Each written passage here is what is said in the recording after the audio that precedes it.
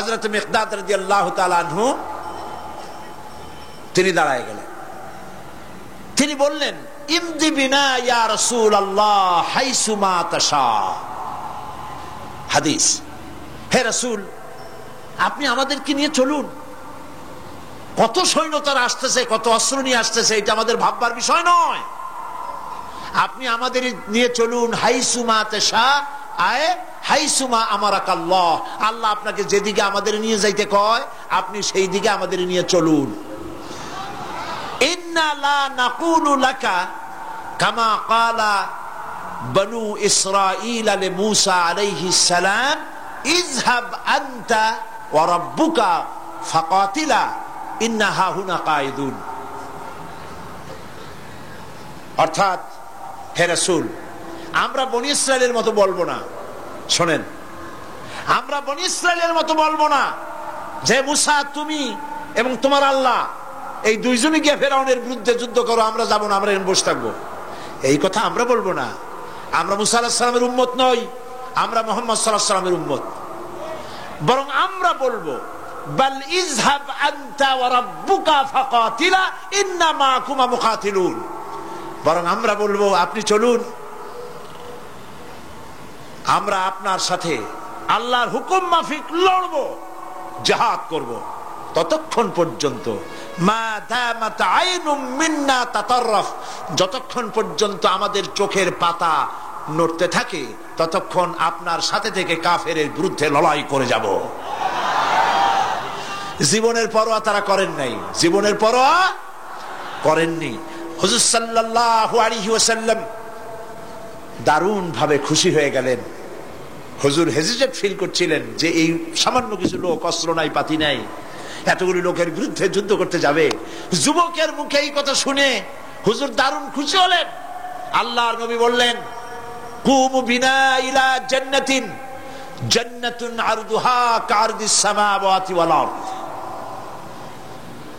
ও সাহাবীরা, তোমাদের মনোভাব যখন এই, তোমাদের মানসিকতা যখন এই, চলো আমার সাথে বেহেশতের দিকে, সেই জান্নাতের দিকে যেই জান্নাত আল্লাহর আকাশ আর জমিনের চাইতে অনেক প্রশস্ত। চলো আমার সাথে বেহেশতে, সুবহানাল্লাহ, চলো আমার সাথে জান্নাতে। ফাকামা উমাইর বিন হামাম ওয়া কানা ইয়াকুলু তামার। হযরত উমাইর নামক একজন যুবক দাঁড়ায় গেলেন এবং তিনি হাতে কতগুলি খরমা ছিল, সেই খরমাগুলি তিনি চিবোচ্ছিলেন। রাসূলুল্লাহর বক্তৃতা শুনতেছিলেন আর খরমা চাবাচ্ছিলেন। খরমা চাবান, বিচিগুলি ফেলে দেন, এভাবে করতেছেন, হাতে কতগুলো খরমা। হযরতে উমাইর বলছেন, ওয়াকালা বাখ বাখ, অর্থাৎ আয় আযামাহু আয় আহসানাহু। হে রাসূল, আপনি কি সুন্দর কথা বললেন। আপনার সাথে লড়াই করতে যাব কাফেরদের বিরুদ্ধে, সেই লড়াই করলে এমন বেহেশত পাবো যে বেহেশত হবে আকাশ আর জমিনের চাইতেও প্রশস্ত। তাহলে ওয়াল্লাহি হাত্তা আকুলাহুন্না ইন্নাহা লাহায়াতুন তাবিলা, তাহলে আমার হাতে যে খরমাগুলি আছে এই সমস্ত খরমাগুলি খেতে গেলে কিন্তু অনেক সময় লেগে যাবে। এত সময় বেহেশতে যাওয়ার জন্য আমি তো তর সহ্য করতে পারবো না। ফারামা বিহিন্না, হাতের সব খরমা ফালাই দিলেন, যুদ্ধে ঝাঁপায় পড়লেন। অনেকক্ষণ কাফেরদের বিরুদ্ধে লড়াই করে হযরত উমাইর শাহাদাত বরণ করলেন। রাসূলুল্লাহ তার লাশের কাছে গিয়ে আঙ্গুল দিয়ে ইশারা করে বললেন, ইন্নাকা মিন আহলিহা। উমাইর, তুমি যেই বেহেশতে যাওয়ার জন্য খরমাগুলি খাওয়ার সময় পাচ্ছিলে না, তাড়াতাড়ি করে খরমাগুলি হাত দিয়ে ফেলে দিয়েছিলে, আমি আল্লাহর রাসূল, আমি সাক্ষ্য দিচ্ছি অবশ্যই আল্লাহর সেই জান্নাত তোমার জন্য অবধারিত। মুমিন ব্যক্তি সে কখনো মৃত্যুর ভয়ে উদ্দেশ্য হাসিল থেকে চুপ করে বসে থাকে না। সে ভয় করে কেবলমাত্র কাকে? সে মৃত্যুর ভয়, মৃত্যু হবেই এবং আমার জন্যে বিশ্বাস রাখতে হবে। আমার জন্যে যদি কোনো বুলেট এর উপরে আমার নাম লেখা থাকে, পৃথিবীর সমস্ত মানুষ আমাকে পাহারা দিয়ে সেই বুলেট থেকে আমাকে রক্ষা করতে পারবে না।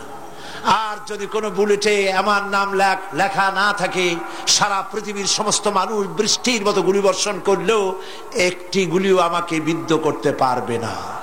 এটার নাম হলো ঈমান। এটার নাম কি? এই ঈমান পেলাম কোথায়? কোথায় পেলাম? কোরআন শরীফে। কোথায় পেয়েছি? আল্লাহ রাব্বুল আলামিন বলেন, ওয়ামা হুম বিদরিনা বিহি মিন আহাদিন ইল্লা বিইজনিল্লাহ। একথা সুস্পষ্ট, আল্লাহর অনুমতি ব্যতিরেকে বান্দার কোনো ক্ষতি সাধন কেউ করতে পারে না। জোরে বলেন সুবহানাল্লাহ। কেউ কারো কোনো ক্ষতি করতে পারবে না। যেটা ক্ষতি যদি কিছু থাকে কিসমতে, ওটা তো মুকদ্দার ছিল, তকদির ছিল, সেটাই হবে, এর বাইরে কিছুই হবে না। সুতরাং মুমিন ব্যক্তি সে সাহসী হবে, সে কখনো চিন্তা করবে না মৃত্যুর ভয়ের। উদ্দেশ্য হাসিলের জন্য হয় শরীরের পতন, না হয় মন্ত্রের সাধন, ডু অর ডাই। সে আল্লাহর জন্য তার জীবন দিতে প্রস্তুত থাকবে। কারণ আল্লাহ রাব্বুল আলামিন বলেছেন, ইন্নাল্লাহা আশতারা মিনাল মুমিনিনা আনফুসাহুম ওয়া আমওয়ালাহুম বিআন্না লাহুমুল জান্নাহ। আল্লাহ পাক বলেন, আমি আমার মুমিনের জান আর মালকে আমি খরিদ করে নিয়েছি, বিনিময়ে আমার বান্দাকে আমার জান্নাত দান করে দিয়েছি। জোরে কোন সুবহানাল্লাহ। মুমিনের জান আর মালকে নিয়েছেন, বিনিময় কি দেবেন? জান্নাত দান করে দিবেন। এটা হলো মুমিনদের আল্লাহর প্রতি ঈমান আনার জন্য 3 নম্বরের কোয়ালিটি। 4th নম্বরে আল্লাহর উপর ঈমান আনলে 4 নম্বরের যে ফায়দাটা, সে ফায়দা হচ্ছে আশাবাদ এবং মানসিক প্রশান্তি। আল্লাহর প্রতি একটা নির্ভরতা এবং আশার সৃষ্টি হয়ে যায়, সে কখনো নিরাশ হয় না। কারণ একটা মানুষ পাপ করলো, চুরি করেছে, ডাকাতি করেছে, জেনা করেছে, হত্যা করেছে, শয়তানি করেছে, বদমাশি করেছে, সব করেছে। এখন শয়তান তাকে ওয়াসওয়াসা দিতে পারে। সেই জন্য আল্লাহ রাব্বুল আলামিন বলেছেন, লা তাকনাতু মির রাহমাতিল্লাহ, বান্দারে আমার রহমত থেকে নিরাশ হয়ে যেও না। আল্লাহর রহমত, বান্দা তোমার গুনাহ কতটুকু? তোমার গুনাহ যদি হয় পাহাড় সমান, আমার রহমত আকাশ সমান। তোমার গুনাহ যদি হয়ে যায় আকাশ সমান, তাহলে আমার রহমত তো আমার আরশে আজিমকে ছাড়ায় গেছে। সুবহানাল্লাহ, সুবহানাল্লাহ বলুন। সুতরাং মুমিন বান্দার এই আশা থাকে। গুনাহ মানুষে করেই, গুনাহ করা স্বাভাবিক। আল্লাহ পাক বলেছেন, যে ব্যক্তি গুনাহ করে আর এরপরে আমার কাছে মাফ চায়, আমি তাকে ক্ষমা করে দেই, মাফ করে দিই। সুবহানাল্লাহ। সুতরাং ইমানদার লোকদের আশা হয়, দুরারোগ্য ব্যাধি তাকে ধরেছে, সে হতাশ হবে না। মরে যাওয়ার জন্য প্রতীক্ষায় সে সময় গুনবে না, বরং তার মনের মধ্যে আশার সঞ্চার হবে, আমার রোগ আল্লাহ ভালো করে দিতে পারেন। পারেন না? আমাদের জাতির পিতা কি নাম কি? হযরত ইব্রাহিম আলাইহিস সালাম। কোরআন শরীফের ভিতরে তার কথা আল্লাহ পাক কোট করে দিয়েছেন। আমাদের জাতির পিতা হযরত ইব্রাহিম আলাইহিস সালাম বলেছেন, আল্লাযী খালাকানি ফাহুয়া ইয়াহদিন। আল্লাহ তিনি আমাকে সৃষ্টি করেছেন, তিনি আমাকে রাস্তা দেখান। ওয়াল্লাযী হুয়া ইউতঈমুনি ওয়া ইয়াসকিন। আর আমি যখন ক্ষুধার্ত হই তিনি আমাকে খাওয়ান, যখন তৃষ্ণার্ত হই তিনি আমাকে পান করান। ওয়াইদা মারিতু ফাহুয়া ইয়াশফিন। আর যখন আমি অসুস্থ হই, রোগাক্রান্ত হই, আল্লাহ রাব্বুল আলামিন তখন আমাকে রোগ মুক্ত করে দেন। সুবহানাল্লাহ। আমার অসুখ হলে কে রোগ মুক্ত করেন? সুতরাং দীর্ঘস্থায়ী কোন রোগ হয়েছে, মুমিন হতাশ হবে না। মুমিন হতাশ হবে না। হতাশ হয় কেবলমাত্র কাফের। হতাশ হয় কে? মুমিন কখনো হতাশ হয় না। হতাশ হয় ইমানের পরিপন্থী কাজ। আল্লাহ পাক বলেছেন, লা তাকনাতু মির রাহমাতিল্লাহ, আমার রহমত থেকে মায়ুস হয়ো না। দেখেন হযরত আইয়ুব আলাইহিস সালামের কত বড় রোগ হয়েছে, শরীর পোকায় ধরেছে, জর্জরিত হয়েছে, দুর্গন্ধ হয়েছে, গ্রামের লোকেরা তাকে বের করে দিয়েছে, স্ত্রী পুত্র পরিজন সব চলে গিয়েছে। এমনকি জিহ্বায় যখন পোকা ধরল, হযরত আইয়ুব আলাইহিস সালাম আল্লাহ রাব্বুল আলামিনের দরবারে ফরিয়াদ করলেন, আন্নী মাসসানিয়াদ-দুররু ওয়া আনতা আরহামুর রাহিমিন। আয় আল্লাহ, আমি অসুস্থ হয়ে পড়েছি, আমি রোগাক্রান্ত হয়েছি, আর তোমার নাম রহমান রহিম, তুমি আমাকে রোগ মুক্ত করো। হযরত আইয়ুব আলাইহিস সালাম আল্লাহর দরবারে ফরিয়াদ করলেন, রব্বুল আলামিন, সারা শরীরে পোকায় জর্জরিত হয়ে গেছে, এখন আমার জিহ্বায় পোকা ধরেছে, মাবুদ গো, আমি তোমার কাছে ফরিয়াদ করি, আমার জিহ্বায় পোকা দিও না, কারণ জিহ্বাটাও যদি নষ্ট হয়ে যায় তাহলে তোমার মতো আল্লাহর জিকির আমি কি দিয়া করব। হযরত আইয়ুব আলাইহিস সালাম আল্লাহ পাকের কাছে যখন এ ধরনের ফরিয়াদ জানালেন, রব্বুল আলামিন তাকে তার রোগ মুক্ত করে দিলেন, তার স্ত্রী পুত্র সব আল্লাহ রব্বুল আলামিন ফিরাইয়া দিলেন। সুবহানাল্লাহ। সুতরাং মুমিন ব্যক্তি, কোরআন শরীফে সব আছে, কোরআনের মতো শ্রেষ্ঠ ওয়াজের কিতাব পৃথিবীতে আর, শুধু বোঝার দরকার। বিপদের যত বড় বিপদ আসুক, কোন বিপদে মুমিন ধৈর্য হারাবে না। হযরত ইয়াকুব আলাইহিস সালামের ছেলে ইউসুফ আলাইহিস সালামকে যখন তিনি হারায় ফেললেন, তিনি অধৈর্য হয়ে গেছিলেন নাকি? অধৈর্য হন নাই। কারণ আমি আমার বক্তৃতার সূচনায় বলেছি, আমরা কল্যাণ বুঝি না, অকল্যাণও বুঝি না। কোন বিপদ আসতে পরে আমরা হয়রান হয়ে যাই, কিন্তু বিপদের মধ্যে কল্যাণ আছে আমরা তা বুঝতে পারি না। কথা বুঝে আসছে? হযরত ইউসুফ আলাইহিস সালামকে কুয়ার ভিতরে ফেলে দেওয়া হলো। 11 ভাই মনে করেছে কুয়ার ভিতরে ফেলে দিয়া ইউসুফ আলাইহিস সালামকে মেরে ফেললাম, কিন্তু তারা বোঝে নাই আসল কামটা কি হয়েছে। এটা তো কুয়া নয়, এটা একটা টানেল, এটা একটা সুড়ঙ্গ। একদিকে কেনান হলো তার এক মুখ, ওই সুড়ঙ্গের এক মুখ হলো কেনানের। কেনান ইউসুফ আলাইহিস সালামকে ফেলে দেওয়া হলো কুয়ার ভিতরে মারার জন্যে, কিন্তু আল্লাহ পাকের ইচ্ছা ইউসুফ আলাইহিস সালাম মরবে না। এই টানেলের অপর প্রান্ত মিশরের সিংহাসনের টানেলের এপার দিয়া ইউসুফ আলাইহিস সালামকে ঢুকালেন, অপর প্রান্তে মিশরের সিংহাসনে ইউসুফকে আল্লাহ বসায়া দিলেন। হযরত ইয়াকুব ছেলের জন্য অধৈর্য হলেন না। যখন তিনি খবর পেলেন ছেলে বাঘে খেয়ে ফেলেছে, তিনি তখন বলেছেন, ফাসাবুরুন জামিলুন আসাল্লাহু আইয়াতিয়ানি বিহিম জামিআ ইন্নাহু হুয়াল আলিমুল হাকীম। ফাসাবরুন জামিল, আমি উত্তম ভাবে ধৈর্য ধারণ করলাম, এবং আমি বিশ্বাস করি আল্লাহ রাব্বুল আলামিন আমার হারানো সবকিছু আমাকে ফিরাই দিবেন। বহু বছর পর যখন হযরত ইউসুফ আলাইহিস সালাম প্রেসিডেন্ট হয়েছেন মিশরের, 11 ভাই গেল সেখানে সাহায্য আনার জন্য। সেই ঘটনা তো শোনাবো না, এমনি বলে যাচ্ছি। এরপরে তিনি তাদেরকে পরিচয় দিলেন, ওরা ভয় পেয়ে গেল। তিনি বললেন, ভয়ের কোনো কারণ নাই, লা তাসরিবা আলাইকুমুল ইয়াউম, আজকে আমি কোনো প্রতিশোধ তোমাদের নেব না। সুবহানাল্লাহ। এর নাম পয়গম্বর, এর নাম কি? আল্লাহর নবী। আমি আজকে কোনো প্রতিশোধ তোমাদের নেব না, তোমরা যাও। পিতার অবস্থা তিনি জানলেন, কাঁদতে কাঁদতে পিতার চোখ দুটো নষ্ট হয়ে গেছে। ইয়াকুব আলাইহিস সালাম, হযরত ইউসুফ আলাইহিস সালাম বললেন, যাও।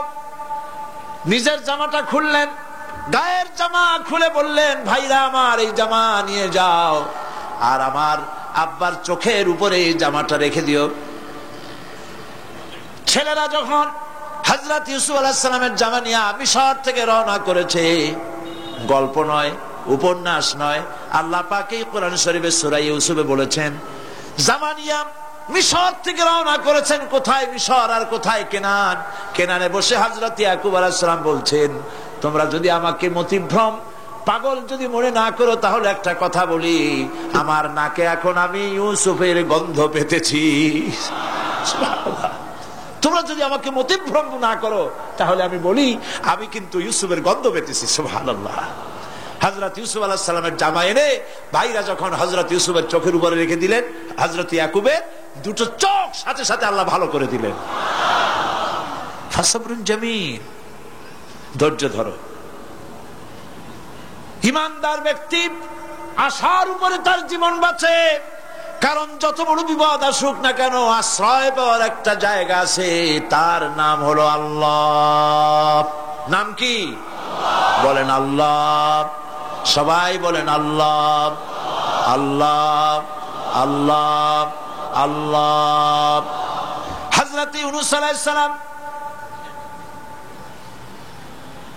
মাছটাকে গিলে ফেলে দিল, মাছটাকে গিলে মাটির অতল তলদেশে চলে গেছে। এত বড় বিপদ পৃথিবীর কোন মানুষের হতে পারে নাকি বলেন? কি বলেন? মাছের পেটের ভিতরে জানালা নাই, দরজা নাই, বেরোবার কোনো পথ নাই, মাছ গেছে পানির অতল তলদেশ। আল্লাহ পাক কোরআন শরীফের ভিতরে মানুষকে শোনান, আল্লাহ ওয়াজ করছেন, সুবহানাল্লাহ বলেন। আল্লাহ পৃথিবীর মানুষকে ওয়াজ করছেন, দুনিয়ার মানুষকে শোনান। আমার ইউনূস তো ধৈর্য হারা হয় নাই। ওয়াদান্নুন ইয যাহাবা মুগাদিবান ফাযান্না আন লান নাকদিরা আলাইহি فنادى في الظلمات أن لا إله إلا أنت سبحانك إني كنت من الظالمين فنادى في الظلمات জমায় কাসির ত্রিবিধ অন্ধকারের ভেতর থেকে হযরত ইউনূস আলাইহিস সালাম চিৎকার মারলেন। মাছের পেটের অন্ধকার, পানির অন্ধকার, রাতের অন্ধকার, ত্রিবিধ অন্ধকারের ভেতর দিয়ে মাছের পেটের মধ্য দিয়ে ইউনূস আলাইহিস সালাম চিৎকার মারলেন। অধৈর্য হন নাই, হার্ট ফেল করেন নাই। তিনি বলছেন, পড়েন আমার সাথে, লা ইলাহা ইল্লা আনতা সুবহানাকা ইন্নী কুনতু মিনাজ জালিমিন। তুমি ছাড়া কোনো ইলাহ নাই, কোন উপাস্য নাই, মাবুদ নাই, তোমার পবিত্রতা ঘোষণা করছি। আমি জালিমদের অন্তর্ভুক্ত হয়ে গেছি। ইউনূস আলাইহিস সালাম যখন কাঁদতেছিলেন, আল্লাহ রাব্বুল আলামিন সেই কান্না শুনেছিলেন কিনা বলেন? শুনছিলেন কিনা? শুনতে পেয়েছিলেন কিনা? পানির ভিতরে কেউ শোনে নাই, মাছের পেটের ভিতরে ইউনূস আলাইহিস সালাম কিভাবে চিৎকার করছেন, মাছের পেটের ভিতরের আওয়াজ পানির ভিতরে কেউ শোনে নাই, জমিনের কেউ শোনে নাই, অন্তরিক্ষে কেউ শোনে নাই, সাত আকাশের ভিতরে কেউ শোনে নাই, কিন্তু আরশে আজিমের মালিক আল্লাহ রব্বুল আলামিন শুনতে পেয়েছেন।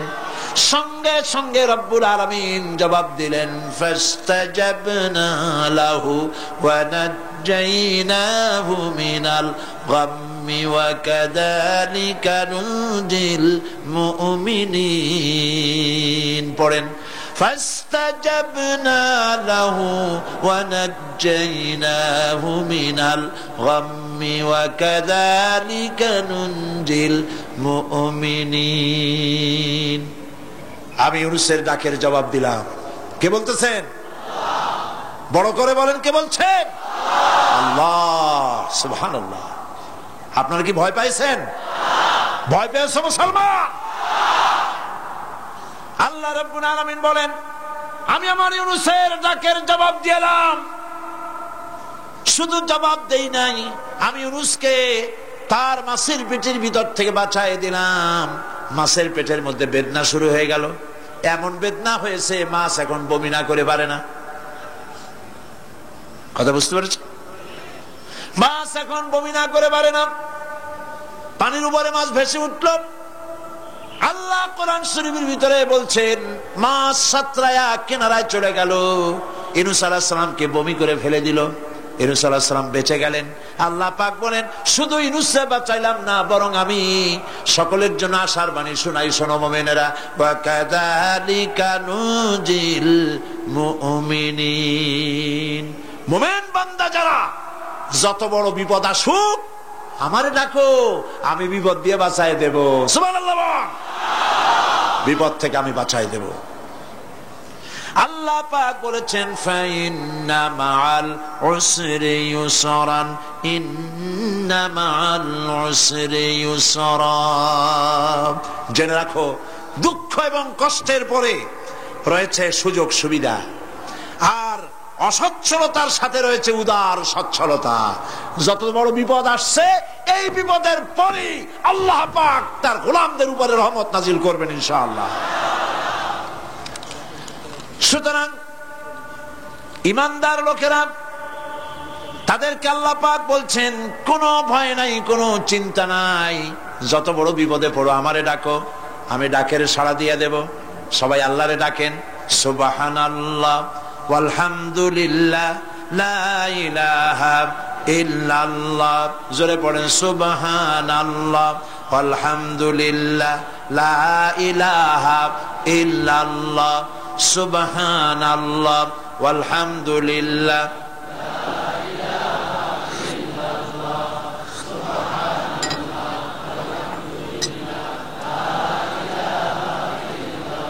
লা ইলাহা ইল্লাল্লাহু মুহাম্মাদুর রাসূলুল্লাহ। আল্লাহর উপর ঈমান আনলে যত ফায়দা হয় এত ফায়দা দুনিয়ায় কোথাও নাই। সুবহানাল্লাহ। আল্লাহর উপর ঈমান আনার ৫ম নম্বরের ফায়দা কয়টা বলছি? 5টা বলছি। আপনাদের অসুবিধা হচ্ছে নাকি? তাড়াতাড়ি শেষ করতেছি। 6টা বলবো। এ হলো ৫ম নম্বর। তারপর আমরা দোয়া করব। দোয়ার দরকার আছে কিনা এই সময়?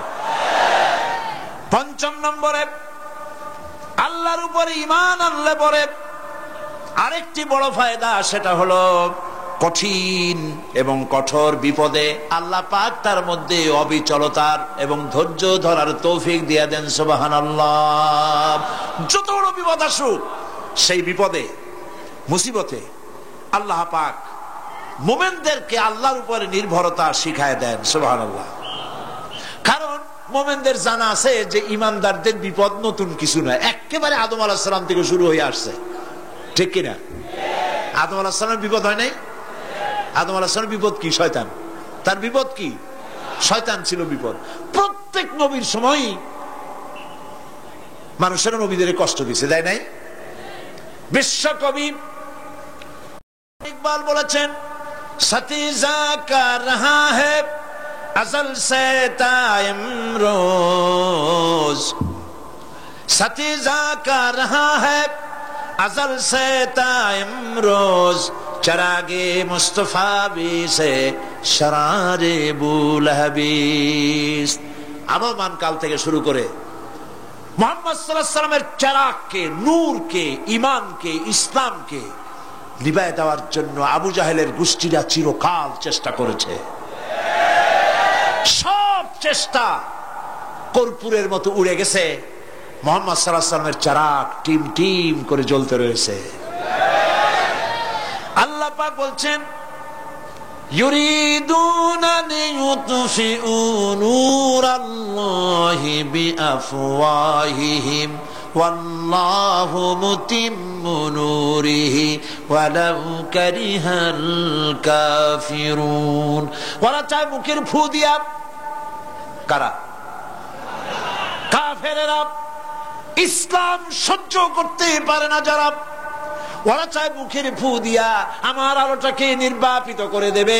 আল্লাহ পাক বলেন, ওয়াল্লাহু মুতিম্মু নূরি, আমি আমার নূরকে পূর্ণতা দান করব, তাতে কাফির বেঈমানদের মনের ভিতরে যত জ্বালা হোক, যন্ত্রণা হোক, ওদের কলজা যত পুরুক, ইসলাম তার বিজয় পতাকা নিয়ে উঠবে, কেউ ঠেকাতে পারবে না। আল্লাহ রাব্বুল আলামিন, আল্লাহ পাক বলছেন, ওয়াকাযালিকা জাআলনা লিকুল্লি নাবিয়্যিন আদুওয়াম মিনাল মুজরিমিন। আর এমনি করে আমি সকল নবীর শত্রু বানিয়েছি সব পাপিষ্ঠ অপরাধ প্রবণ লোকদের। শুনছেন কথা? শোনেন নাই? আল্লাহ পাক বলছেন, দুনিয়ার সব নবীদের তাদের জন্য আমি শত্রু বানাইছি। কাদেরকে? যারা সব থেকে বেশি পাপিষ্ঠ, অপরাধ প্রবণ। এরা হচ্ছে নবীর দুশমন। এরা সব নবীদের সাথে দুশমনি করেছে। আজও দেশের আলেমদের সাথে দুশমনি করে সবচাইতে বড় পাপিষ্ঠরা। এটা কোরআন। এটা কি? কোরআন। জোরে বলেন, এটা কি? আল্লাহ রাব্বুল আলামিন বলছেন, ওয়াকাযালিকা জাআলনা লিকুল্লি নাবিয়্যিন আদুওয়াম মিনাল মুজরিমিন। সব পাপীরা, পাপিষ্ঠরা আমার দ্বীনের দাওয়াত যারা দেয় তাদেরকে জীবনের দুশমন মনে করে। কেন? শোনেন, আমি কারো আর শোনাচ্ছি, কারো আর শোনাচ্ছি, আমার আল্লাহর ওয়াজ। অপরাধটা কি? নবীদের বিরুদ্ধে, নবীর ওয়ারিস ওয়ারাসাতুল আম্বিয়া কারা, তো তাদের বিরুদ্ধে তাদের অপরাধটা কি? তাদের অপরাধ সম্পর্কে আল্লাহ নিজে বলেন, وَمَا نَقَمُوا مِنْهُمْ إِلَّا أَن يُؤْمِنُوا بِاللَّهِ الْعَزِيزِ الْحَمِيدِ। এদের বিরুদ্ধে অ্যাকশন নেওয়ার আর কোনো অপরাধ ওদের নাই। ওদের একমাত্র অপরাধ, ওরা আল্লাহর জমিনে আল্লাহর আইন প্রতিষ্ঠা করতে চায়। এটাই হচ্ছে অপরাধ। এই অপরাধে নবীদের শাস্তি হয়েছে, নবীরা মার খেয়েছেন, সাহাবায়ে কেরাম মার খেয়েছেন। আমরা তো সাহাবায়ে কেরামের জুতার ধুলার সমানও নই, সুতরাং এগুলি আমাদের পাওনা। এই রক্তের বিনিময়, জীবনের বিনিময় আল্লাহ পাক তার দ্বীনকে প্রতিষ্ঠা করবেন ইনশাআল্লাহ। হযরতে খাব্বাব, বুখারী শুনুন, বুখারীর হাদিস। আমি কোনো কথা বানিয়ে বলি না, আমি লেখাপড়া করি, পড়াশোনা করি, চোখে দেখি, তারপরে কথা বলার চেষ্টা করি। বাজে গপ্প কিস্সা কাহিনী বলার অভ্যাস আমার কোনো কালে ছিল না, নাই। রাসূল করিম সাল্লাল্লাহু আলাইহি ওয়াসাল্লামের মতো মানুষ, ওনার মতো মানুষ, আহারে, তার চাইতে শ্রেষ্ঠ মানুষ কি পৃথিবীতে আছে? তিনি মার খাইছেন না খান নাই? আহা, কিভাবে তাকে মারলো! গলায় চাদর দিয়ে পেঁচাইয়া আছাড় মেরে ফেলে দিয়ে তারপরে তাকে প্রহার করা হয়েছে। আবু জাহেল মেরেছে, বেহুশ হয়ে গেছেন হুজুর। হযরত হামজা তখনও কাফের ছিলেন। শিকার থেকে ফিরে এসে মুহাম্মদ সাল্লাল্লাহু আলাইহি ওয়াসাল্লামের অবস্থা দেখে পায়ের রক্ত মাথায় উঠে গেছে। আপন ভাইয়ের ছেলে, আর এমন ছেলে। চলে গেলেন আবু জাহেলের বাড়ি, বললেন, আবু জাহেল, তুই নাকি মুহাম্মদ সাল্লাল্লাহু আলাইহি ওয়াসাল্লাম মারছিস, কেন মারলি? তিনি তো ভালো কথাই বলেন, কিভাবে যাতায়াত করবে মরুভূমির উপর দিয়ে, লা ইয়াখাফু ইল্লাল্লাহ, আল্লাহ ছাড়া তাদের অন্তঃকরণে কোনো ভয় থাকবে না। ওয়ালাকিন্নাকুম তাস্তাজিলুন, তোমরা বড্ড তাড়াহুড়ো করছো, অপেক্ষা করো, সেরকম সময় আসবে। রাসূল করিম সাল্লাল্লাহু আলাইহি সাল্লাম সেরকমের সময় দিতে পেরেছিলেন নাকি পারেন নাই? পেরেছিলেন কিনা? সেজন্য রক্ত দিতে হয়েছে, সেজন্য মার খেতে হয়েছে, সেজন্য জেলে যেতে হয়েছে। রাসূল করিম সাল্লাল্লাহু আলাইহি সাল্লামকে, জেল তো নতুন কিছু নয়। ইউসুফ আলাইহিস সালাম জেলে থাকেন নাই? জেলে থাকেন নাই? থেকেছেন। রাসূল করিম সাল্লাল্লাহু আলাইহি সাল্লাম জেলে ছিলেন না? সেই জেল এরকমের দেওয়ালে ঘেরা জেল নয়, পাহাড়ে ঘেরা, চতুর্দিক থেকে পাহাড়ে ঘেরা শিয়াবে আবি তালেব। 3 বছর, কতদিন? টানা 3 বছর রাসূল, তার সাহাবী, তাদের স্ত্রীরা, বাচ্চা বাচ্চা ছেলেপেলেরা 3 বছরের মধ্যে সরকার ঘোষণা করেছে এদের সঙ্গে কথা বলবে না, বাজার ঘাটে যেতে পারবে না, কেনা বেচা করতে পারবে না, সামাজিক বয়কট, সামাজিক ভাবে বয়কট করে রেখেছে। সাথে যা ছিল খাবারগুলি শেষ হয়ে গেছে। তারপরে উট ছিল, ভেড়া ছিল, খাইয়ে শেষ হয়ে গেছে। এরপরে যখন কিছু নাই, উটের চামড়া ভিজাইয়া ভিজাইয়া, শুকনা চামড়া ভিজায় খেয়েছে। যুবকেরা ক্ষুধার যন্ত্রণায় বাবলা গাছের পাতাগুলি চাবায়ে খাইতে গিয়া কাটা ফুটে জিহ্বা থেকে রক্ত পড়েছে। বাচ্চা ছেলেপেলেগুলি মায়ের বুকে দুধ পায় নাই, না পায়া বাচ্চারা চিৎকার করে উঠেছে। এই চিৎকার, ক্ষুধার জ্বালার এই চিৎকারের আওয়াজ শুনে কাফেরেরা চতুর্দিকে অট্ট হাসিতে ফেটে পড়েছে। সুতরাং জেল জুলুম মুসলমানদের জন্য, আলেমদের জন্য, পীর বুজুর্গদের জন্য নতুন কিছু নয়। এই জুলম, এই অত্যাচারের পরেই আল্লাহ পাকের দ্বীন কায়েম হয়েছিল মদিনায়। রাসূলুল্লাহ বলেছিলেন, খায়রুল কুরুনি কারনি, সর্বশ্রেষ্ঠ যুগ আমার যুগ। বন্ধুগণ, আল্লাহর উপর ঈমান আনলে মানুষের ভিতরে এ ধরনের অবিচলতা আসে, বিপদে ধৈর্য ধরার হিম্মত পয়দা হয়ে যায়। সুবহানাল্লাহ বলো। মুসা আলাইহিস সালাম কে? মুসা আলাইহিস সালাম কোরআন ওয়াজ করতেছে, সুবহানাল্লাহ বলে। গল্প করতেছি না কোরআন শোনাচ্ছি? গল্প করতেছি না হাদিস শোনাচ্ছি? আল্লাহ রাব্বুল আলামিন বলেন, ফিরআউন মূসা আলাইহিস সালামকে চতুর্দিক থেকে, তিন দিক থেকে ঘেরাও করেছে। একদিকে দরিয়া, তিন দিকে ফিরআউনের সৈন্যরা। কোরআন শরীফে ঘটনা এভাবে তুলতেছে, ফালাম্মা তারাআল জামআন ক্বালা আসহাবু মূসা ইন্না লামুদরাকুন।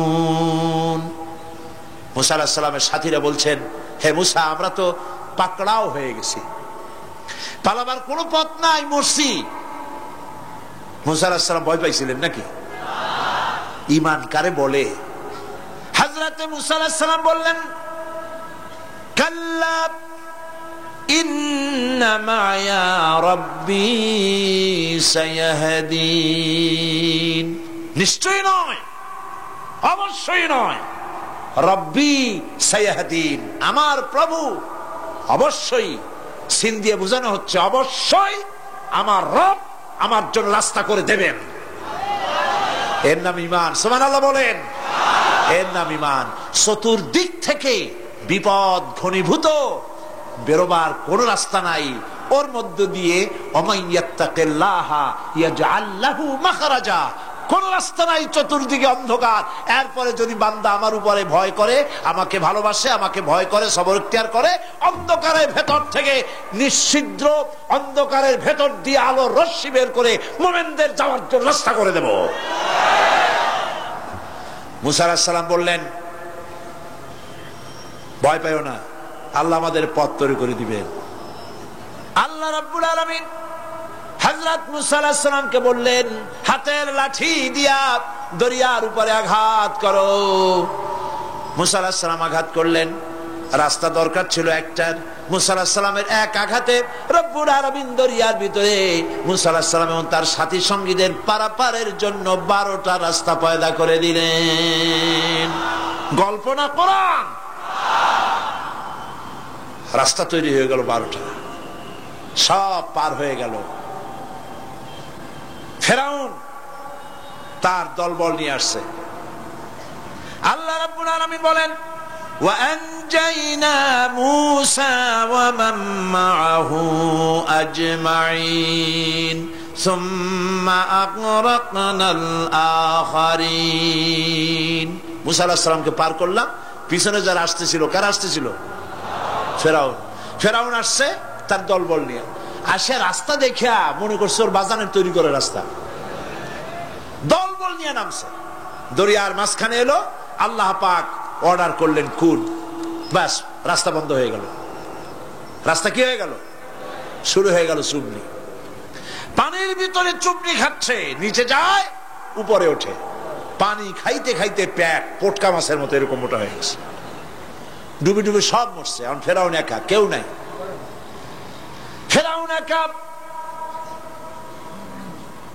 ফিরআউন পানির ভিতরে চুবনি খেতে খেতে তুফানের ভিতর থেকে নাক একটু জাগায় আর বলে, আমানতু আন্নাহু লা ইলাহা ইল্লাল্লাযী আমানাত বিহি বানু ইসরাঈল। ও আল্লাহ, তুমি ছাড়া কোনো ইলাহ নাই, আমি ঈমান আনলাম ওই আল্লাহর উপরে। বনি ইসরাঈল ঈমান আনছে যার উপরে। কাজী বনি ইসরাঈলদের পার করে দিয়েছো, আমারও পার করো, আল্লাহ তুমি রক্ষা করো। আমি তো মুসলমান। ওয়া আনা মিনাল মুসলিমিন, আমি তো মুসলমান, কলেমা পড়লাম, তারপরও চুবাও কেন? আল্লাহ রাব্বুল আলামিন বলেন, আল আন, এখন وَقَدْ عَصَيْتَ قَبْلُ وَكُنْتَ مِنَ الْمُفْسِدِينَ।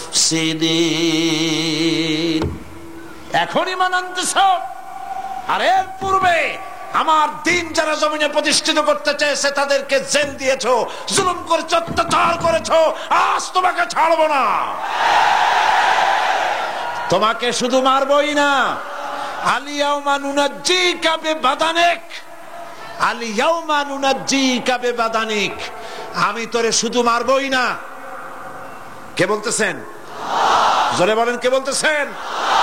আমি তোরে শুধু মারবই না, আল ইয়াউমা নুনাজ্জিকা বিবাদানিক, আমি তোর শরীরটারে বাঁচায় দেব। তোর শরীর পানিতে পচবে না, পোকায় খাবে না, মাটিতে পচাবে না, তোরে আমি শুটকি বানায় রাখবো। কিয়ামত পর্যন্ত দুনিয়ায় যত ফেরাউন আর ফেরাউনের বাচ্চারা আসে, তোরে দেখে যেন তারা ইতিহাস স্মরণ করে। আল্লাহ রাব্বুল আলামিন কোরআনে কারীমের মধ্যে পরিষ্কার করে মানুষদেরকে বুঝায় দিয়েছেন, আল্লাহর উপর ঈমান আনলে পরে তার হিম্মত বেড়ে যায়, মনের বল বেড়ে যায়। সুবহানাল্লাহ। হযরত রাসূল করিম সাল্লাল্লাহু আলাইহি ওয়াসাল্লাম কাফের বেঈমানেরা চতুর্দিক থেকে বাড়ি ঘেরাও করে রেখেছে, পালাবার কোনো পথ নাই। ঘুমেছিলেন তিনি, জিবরাইল এসে বলেন, ইয়া রাসূলুল্লাহ, ঘুমের থেকে জাগুন, আল্লাহ আপনাকে সালাম বলেছেন আর আপনাকে হিজরত করার জন্য মদিনায় আল্লাহর অর্ডার করেছেন। বাড়ির চতুর্দিকে কাফেররা তরবারি নিয়ে দাঁড়ানো। নবীজি ঘুমের থেকে জেগে হযরত আলীকে ডেকে বলেন, আলী, আমার বিছানায় আমার চাদর মুড়ি দিয়া ঘুমায় থাকো, আল্লাহ আমাকে অর্ডার করেছেন, আমি মদিনায় চললাম। হযরত আলী হুজুরের দিকে তাকায় বলেন, ইয়া রাসূলুল্লাহ, আপনার বিছানায় আপনার চাদর মুড়ি দিয়ে আমি ঘুমায় থাকবো, সকালবেলায় কাফের বেঈমানেরা এই ঘরের মধ্যে প্রবেশ করে আপনার কম্বলের নিচে আমারে দেখে তারা মোহাম্মদ মনে করে আমারই তারা কেটে কেটে টুকরা টুকরা করে দেবে।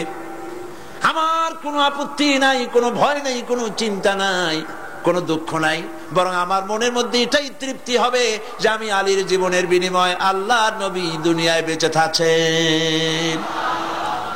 নবীজি ঘরের থেকে বেরোলেন, চতুর্দিকে দেখেন কাফের বেঈমানেরা দাঁড়ানো, শত শত কাফের, হাতে তরবারি। হুজুর সাল্লাল্লাহু আলাইহি ওয়াসাল্লাম এক মুষ্টি বালু হাতে নিলেন, এক মুঠো বালু হাতে নিয়ে ফু দিয়া বালুগুলো ছেড়ে দিলেন। ঘরের চতুর্দিকে যত কাফের ছিল সবগুলির চোখের মধ্যে বালি ঢুকে গেছে। চোখের মধ্যে যদি বালি ঢোকে তাহলে কি মজা লাগে না? দুই হাত দিয়া সমানে ঘষা শুরু করছে কাফেরেরা, দুই চোখ আঙ্গুল দিয়া ঘষাঘষি করছে। এই ফাঁক দিয়া নবীজি বেরিয়ে গেলেন, একটা কাফেরও দেখে নাই নবী কোথায় গেলে। আল্লাহ পাক পরবর্তী সময়ে নবীজিকে শোনায় দিলেন, ওয়ামা রামাইতা ইয রামাইতা ওয়ালাকিন্নাল্লাহ রামা। নবী, আপনি নিক্ষেপ করেন নাই যখন আপনি নিক্ষেপ করছিলেন, আপনি তো শুধু ধুলাগুলো ধরে এমনি ছাড়ছেন। ঘরের চতুর্দিকে সমস্ত কাফেরদের চোখে বালি পৌঁছে দেওয়ার দায়িত্ব আমার কুদরত গ্রহণ করেছিল। নবীজি হযরত আবু বকরের বাড়িতে এলেন, দরজায় দাঁড়িয়ে নক করেছেন, ভেতর থেকে আওয়াজ এলো। হুজুর বললেন, ইয়া আবু বকর। হযরত আবু বকর পিছন থেকে দরজার মধ্য থেকে ঘরের মধ্য থেকে জবাব দিলেন, লাব্বাইকা ওয়া সাদাইকা ইয়া রাসূলুল্লাহ। হুজুর প্রশ্ন করলেন, আবু বকর, গভীর রাত্রে জিবরাইল আমারে ঘুম থেকে জাগাইলো, তোমারে জাগাইলো কে? এক ডাকে উঠলা কেমনে? হযরত আবু বকর বলেন, ইয়া রাসূলুল্লাহ, আপনি আমারে নিয়ে হিজরত করবেন বলেছিলেন, আমি চিন্তা করেছি না জানি কত রাত্রে নবীজি আসেন, আর আমার দরজায় দাঁড়ায়া নবীজি আমারে ডাকবেন, আমি থাকবো শুয়া, বেয়াদবি হয়ে যাবে। এই জন্য বিছানায় না ঘুমায়া আপনার পবিত্র জবানের ডাক শোনার জন্য এত রাত ধরে এই দরজার সঙ্গে দাঁড়ায়া দাঁড়ায়া ঘুমাইতেছিলাম।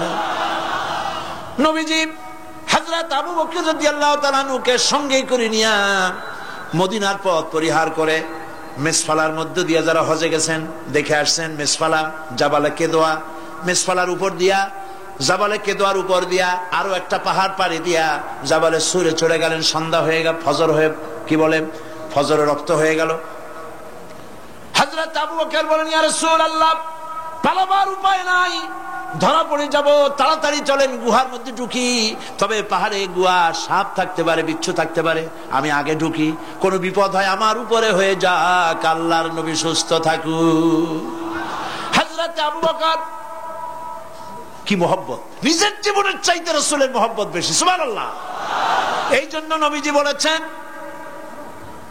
ও আমার সাহাবীরা, তাম পৃথিবীর সমস্ত মুমিনের ঈমান যদি এক পাল্লায় রাখা হয়, আর একা আবু বকরের ঈমানটা যদি আর এক পাল্লায় রাখা হয়, তোমরা দেখতে পাবে তাম পৃথিবীর মুমিনের ঈমানের তুলনায় এক আবু বকরের ঈমানের পাল্লাটা ভারী হয়ে গেছে। হযরত আবু বকর গোয়া সাফ করে হুজুরকে ডাকলেন। হুজুর ভিতরে ঢুকলেন, বলেন, আবু বকর, সারা রাতের একটা বিরাট অংশ হাঁটছি, পাহাড় বেয়েছি, কষ্ট হয়েছে, তুমি একটু বসো, তোমার উরুর উপরে মাথা রেখে আমি একটু ঘুমায় যাই। হুজুর ঘুমায় গেলেন। হযরত আবু বকর লক্ষ্য করলেন গুহার গায়ে অনেকগুলি ছিদ্র, এই ছিদ্র দিয়ে বড় বড় সাপ বেরোতে পারে, বিচ্ছু বেরোতে পারে, পাহাড়ে কি বেরোয় ভয় পেলেন তিনি জামা ছিঁড়ে ছিঁড়ে, চাদর ছিঁড়ে ছিঁড়ে গর্তগুলি বন্ধ করতে লাগলেন। কয়েকটা গর্ত বন্ধ করা গেল না, কাপড় শেষ।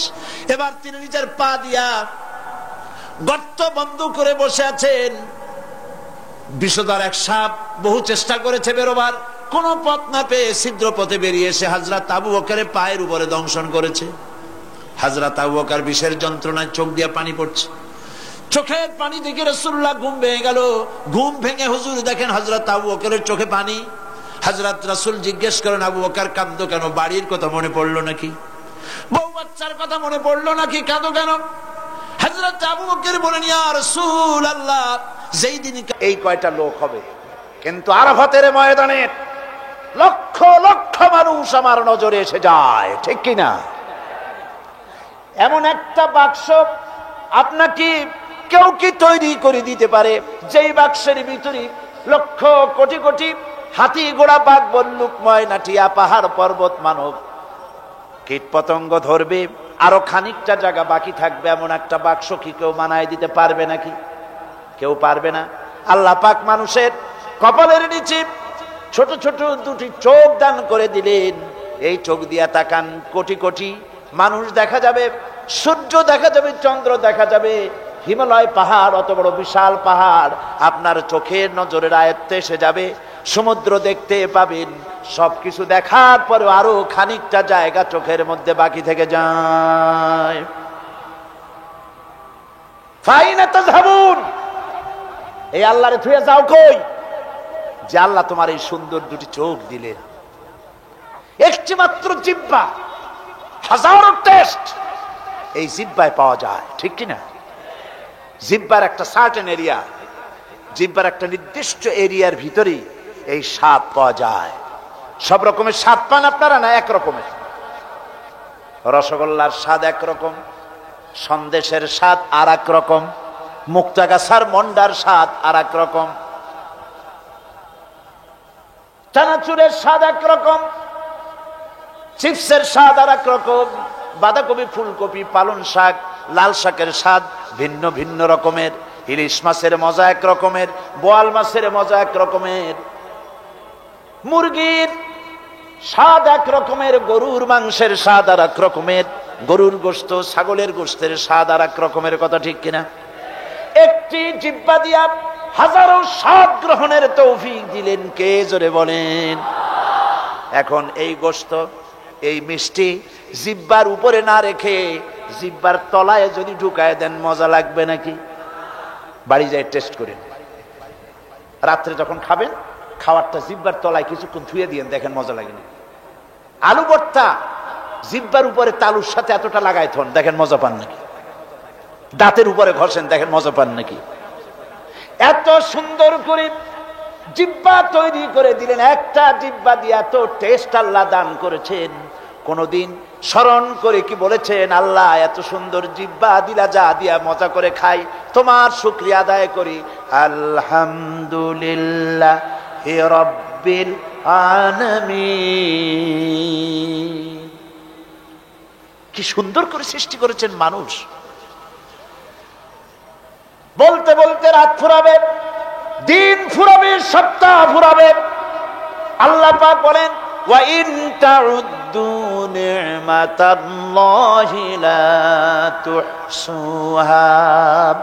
আমার নিয়ামত যদি গণনা করো, গুনে গুনে আমার নিয়ামত গুলি গুনে শেষ করতে পারবে না। এত নিয়ামত দিয়ে আমি ভরে দিয়েছি। কি সুন্দর করে শরীর বানাইছি, পা থেকে শুরু করে মাথা পর্যন্ত দেখো, তাকাও। নাস্তিক হয় কেবলমাত্র কপাল পোড়ারা। কারা নাস্তিক হয়? জোরে কোন কারা? কপাল পোড়া। আবার ওনাদের নাম বুদ্ধিজীবী। মাথা দেখলেই বোঝা যায় মাথাগুলি ইন্টারন্যাশনাল এয়ারপোর্ট, চুল নাই। সব সময় বলেন সত্য কথা বলো, মানুষের উপকার করো, এতিমকে আশ্রয় দাও। এত সুন্দর সুন্দর ভালো ভালো কথা বলেন, তার মতো ভালো মানুষ তো দুনিয়ায় দেখি নেই। মানলি কেন? তুই কি মনে করছিস যে আব্দুল্লাহ মারা গেছে বলে এতিম হয়ে গেছে মোহাম্মদ সাল্লাল্লাহু আলাইহি ওয়াসাল্লাম? তোর মনে রাখা উচিত আব্দুল্লাহ মারা গেছে, হামজা মরে নাই। হযরত হামজা ধনুক বাইর করলেন, এক বাড়ি মারলেন মাথার উপরে, মাথা ফাটা রক্ত বেরিয়ে গেল। হামজা হন হন করে হেঁটে এলেন রাসূলের কাছে। হুজুরের অসুস্থ দেহ মোবারক কোলে উঠায় নিয়ে বললেন, বাবা। তার মস্তক মোবারক কোলে উঠায় নিয়ে বললেন, আমি আবু জাহেলের মাথা ফাটিয়ে রক্ত বের করে দিয়ে এসেছি, তুমি একটু খুশি হও। হুজুর বললেন, চাচা কার মাথা ফাটাইছেন, কার রক্ত বের করেছেন, এই কথা বলে তো আমাকে আপনি খুশি করতে পারবেন না। তিনি বললেন, বাবা তুমি কি হলে খুশি হও? তিনি বললেন, আমি খুশি হই চাচা তোমার মুখে যদি একটা বার আমি ঈমানের কলেমা শুনতে পাই। হযরতে হামজা বললেন, মুহাম্মদ সাল্লাল্লাহু আলাইহি ওয়াসাল্লাম, আমার বুঝতে মোটেও কষ্ট হয়নি, তুমি কোনো সাধারণ মানুষ নও। সাধারণ মানুষের প্রতিশোধে তুমি বিশ্বাসী হতে, খুশি হতে, প্রতিশোধে বিশ্বাসী হওনি। তুমি অবশ্যই আল্লাহর নবী। আমি আল্লাহকে সাক্ষী রেখে, আমি তোমাকে সাক্ষী রেখে ঈমানের কালেমা ঘোষণা করছি, লা ইলাহা ইল্লাল্লাহু মুহাম্মাদুর রাসূলুল্লাহ। ভাইরা আমার, আল্লাহর দ্বীন প্রতিষ্ঠার জন্য আমার নবীদেরকে কষ্ট করতে হয়েছে, সাহাবায়ে কেরামদেরকে কষ্ট করতে হয়েছে, আল্লাহর ওলিদেরকে। ইমাম আবু হানিফা রাহমাতুল্লাহ আলাইহি 8 বছর জেলের মধ্যে রাখা হয়েছিল। ইমাম আহমদ বিন হাম্বলকে চাবুক মেরে মেরে গায়ের গোশত আর চামড়া তুলে ফেলে দেওয়া হয়েছিল। তারপরেও তারা বাতিলের সামনে মাথা নত করে নাই। এর নাম হচ্ছে ইসলাম। এর নাম কি? বুখারীর হাদিস, হযরত খাব্বাব বিন আরিত রাদিয়াল্লাহু তাআলা আনহু। বুখারীতে হাদিসটা এভাবে এসেছে, ওয়ান খাব্বাব বিন আরিত রাদিয়াল্লাহু তাআলা আনহু আন্নাহু قال قال شكونا الى رسول الله صلى الله عليه وسلم وهو متوسد بردة له في ظل الكعبة। তিনি বললেন, আমরা রাসূলের কাছে গেলাম, যাই দেখি রাসূল কারীম সাল্লাল্লাহু আলাইহি ওয়াসাল্লাম কাবা শরীফের ছায়ায় আরাম ফরমাচ্ছেন। আমরা কাছে গিয়ে বললাম, আলা তাস্তানসিরু লানা আলা তাদউ লানা ইয়া রাসূলুল্লাহ, হে রাসূল আপনি কি আমাদের জন্য দোয়া করবেন না? আমরা তো মার খেতে খেতে শেষ হয়ে গেলাম। আমাদের খাব্বাবকে, খুবাইবকে, আম্মারকে, সুমাইয়াকে মেরে শেষ করে দিল। আর আমাদেরকে না খাওয়ায় রাখে, সারা রাত খেতে দেয় না, ঘুমাতে দেয় না। তারা আমাদের বেলালকে মেরে মেরে রক্তাক্ত করে উত্তপ্ত মরুভূমির উপরে চিৎ করে শোয়ায়, বুকের উপরে পাথর চাপা দিয়ে রেখেছে। ওরা সাহাবায়ে কেরামদেরকে মারতেছে, না খাওয়ায় রাখতেছে। হুজুর আপনি কি আল্লাহর কাছে দোয়া করবেন না? এখনো কি দোয়ার সময় আসে নাই? হাদিস শরীফে এসেছে, হুজুর সাল্লাল্লাহু আলাইহি ওয়াসাল্লাম উঠে বসলেন, বললেন, ও খাব্বাব, তোমাদের আগে এই পৃথিবীতে যারা দ্বীনের দাওয়াত নিয়ে এসেছিলেন, সমকালীন রাষ্ট্র শক্তি তাদেরকে ধরতো, ফায়ুহাজুর রাজুলু ফায়ুহফারু লাহু ফিল আরদ, তাদেরকে ধরে তাদের জন্য কবর খনন করা হতো জীবিত মানুষের জন্য। ফায়ুজআলু ফিহা, এরপরে সেই গর্তের ভিতরে তার কোমর পর্যন্ত গেড়ে দেওয়া হতো। সুম্মা ইউতা বিল মানশার, এরপরে করাত আনা হতো। ফায়ুদাউ আলা রাসিহি, এরপরে সেই করাত তার মাথার উপরে রাখা হতো। ফায়ুজআলু নিসফাইন, করাত দিয়া ঘষে ঘষে চিরে চিরে জীবিত মানুষকে দ্বিখণ্ডিত করে ফেলে দেওয়া হতো। মা ইয়াসুদ্দুহু যালিকা আন দীনিহি, এত কষ্ট দেওয়ার পরেও আল্লাহর গোলামদেরকে এক চুল জায়গা দিন থেকে সরায় দেওয়া যায় নাই। ওয়াল্লাহি ওয়াল্লাহি, ও খাব্বাব আমি আল্লাহর নামে কসম করি, লাইতামান্নাল্লাহু হাযাল আমরা হাত্তা ইয়াসিরু রাকিবু মিন সানআ ইলা হাদরামাউত, আমি আমার আল্লাহর নামে কসম করি। কে কসম করছেন? সুবহানাল্লাহ বলবেন না? রাসূলুল্লাহ কসম করছেন, আমি কসম করি আল্লাহর।